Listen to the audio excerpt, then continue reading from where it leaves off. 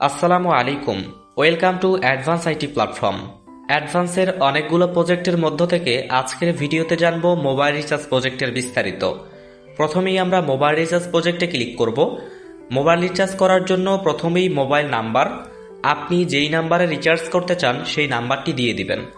তবে আনন্দের বিষয়, এখানে আপনি রবি অপারেটরের নাম্বার সিলেক্ট করলে নিচ থেকে অপারেটর নির্বাচন করুন, এখান থেকে অটোমেটিক্যালি অপারেটর নির্বাচন হয়ে যাবে। আপনি যখন গ্রামীণ নাম্বার দিবেন অটো অপারেটর সিলেক্ট হয়ে যাবে। আপনি যখন রবি নাম্বার দিবেন অটোমেটিক্যালি অপারেটর সিলেক্ট হয়ে যাবে।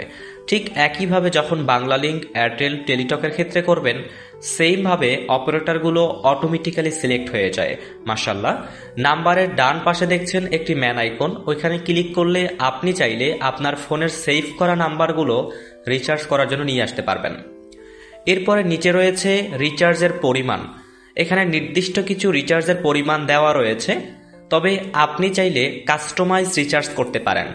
কলম আইকন রয়েছে, ওইখানে গিয়ে এই যে আমি 30 টাকা দিয়ে দেখাচ্ছি, আপনি চাইলে কাস্টম করে নিজের ইচ্ছা মতো রিচার্জ করতে পারবেন। তো আমি 20 টাকা সিলেক্ট করছি।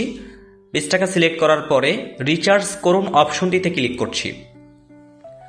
রিচার্জ করুন অপশনটিতে ক্লিক করলে আমাকে সামনের নতুন একটি ইন্টারফেসে নিয়ে যাবে।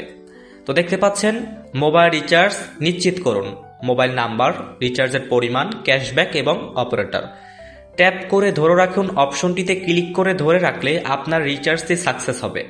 মাশাল্লাহ, আমরা দেখতে পাচ্ছি ট্যাপ করে ধরে রাখার সঙ্গে সঙ্গে আমাদেরকে অভিনন্দন জানিয়েছে, রিচার্জ সফল হয়েছে এবং আউটলুকটা চমৎকার।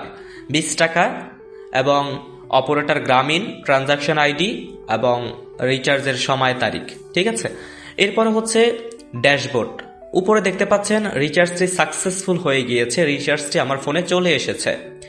অর্থাৎ 1 থেকে 2 সেকেন্ডের ভিতরে আমাদের রিচার্জটি সাকসেসফুল হয়ে যায়।